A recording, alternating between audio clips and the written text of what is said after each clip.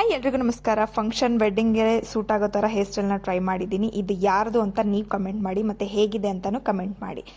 Side partition ತೆಗೆದು ಕೂದಲನ್ನ ಈ ಥರ ಸ್ವಲ್ಪನೇ ಕೂದಲನ್ನ ತೆಗೆದು ಕ್ಲೀನಾಗಿ ರೊಟೇಟ್ ಮಾಡ್ಕೋಬೇಕು, ಅಂದರೆ ಟೈಟಾಗಿ ರೊಟೇಟ್ ಮಾಡ್ಕೋಬೇಕು. ಅವಾಗ ತುಂಬಾ ಚೆನ್ನಾಗಿ ಕಾಣಿಸುತ್ತೆ. ಸ್ವಲ್ಪ ಮೇಲ್ಗಡೆ ಕೂದಲನ್ನ ಈ ಥರ ಎಳೀರಿ, ಅವಾಗ ಪಫ್ ರೀತಿ ಬರುತ್ತೆ. ಹಿಂದೆ ಹೇರ್ ಪಿನ್ನಿಂದ ಸೆಕ್ಯೂರ್ ಮಾಡ್ಕೊಳ್ಳಿ. ಹೀಗೆ ಇನ್ನೊಂದು ಸೈಡನ್ನು ರೊಟೇಟ್ ಮಾಡಿಕೊಂಡು ಹೇರ್ ಪಿನ್ ಸೆಕ್ಯೂರ್ ಮಾಡ್ಕೊಳ್ಳಿ. ತುಂಬಾ ನೀಟಾಗಿ ಕಾಣಿಸುತ್ತೆ.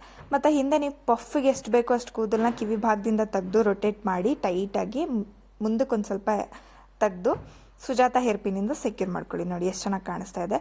ಡಿಸ್ಕೋ ರಬ್ಬರ್ ಬ್ಯಾಂಡ್ ಎಲ್ಲ ಯೂಸ್ ಮಾಡಬೇಡಿ, ಈ ಥರ ರಬ್ಬರ್ ಬ್ಯಾಂಡ್ಸ್ನ ಯೂಸ್ ಮಾಡಿ. ಅವಾಗ ನಿಮಗೆ ಹೇರ್ ಫಾಲ್ ಆಗಲ್ಲ, ಅಂದರೆ ಕೂದಲು ಹಾಕಿದಾಗ ಮತ್ತೆ ತೆಗಿಬೇಕಾದ್ರೆ ತುಂಬ ಪ್ರಾಬ್ಲಮ್ ಆಗುತ್ತೆ. ಸೊ ಈ ಥರ ನಾನು ಜಡೆಗೆ ಸ್ವಲ್ಪನೇ ಕೂದಲು ಸೈಡ್ ಪಾರ್ಟಿಷನ್ ತೆಗೆದು ಜಡೆ ಹೆಣ್ಕೊಂಡು ಹೋಗಿದ್ದೀನಿ. ನೀವೇ ನೋಡ್ಬೋದು ವಿಡಿಯೋದಲ್ಲಿ ಹೇಗೆ ಮಾಡಿದ್ದೀನಿ ಅಂತ.